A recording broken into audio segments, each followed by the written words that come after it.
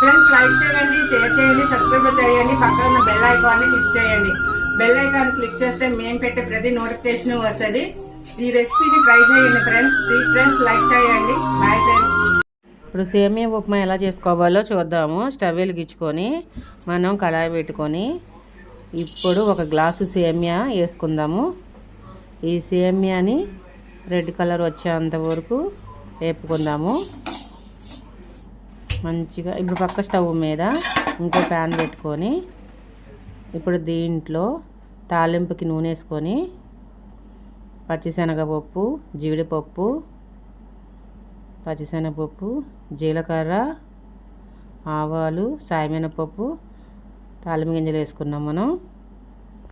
ఇప్పుడు ఇవి కొంచెం వేగిన తర్వాత ఇప్పుడు ఉల్లిపాయలు, పచ్చిమిర్చి, కరివేపాకు ఇవన్నీ కూడా వేసుకొని వేపుకుందాము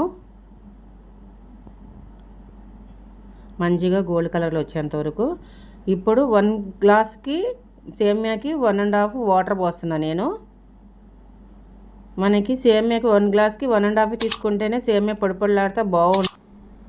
ఇప్పుడు ఆయిల్ పోసుకుందాం సేమియాలో. ఇప్పుడు కొంచెం వేపుకుంటే ఇలా పొడి పొడిలాడుతూ ఉంటుంది నూనె వేసుకుంటే.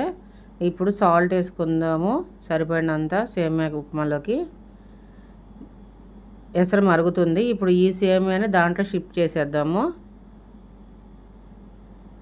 ఇప్పుడు షిఫ్ట్ చేసి మనము సేమియా ఉప్మాని కలుపుదాము.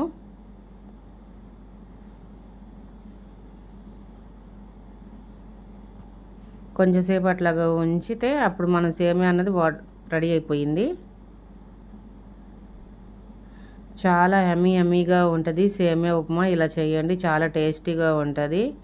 దీంట్లో షుగర్తో కలుపుకోవచ్చు, చట్నీల్లో తినొచ్చు. షుగర్ చాలా టేస్టీగా ఉంటుంది.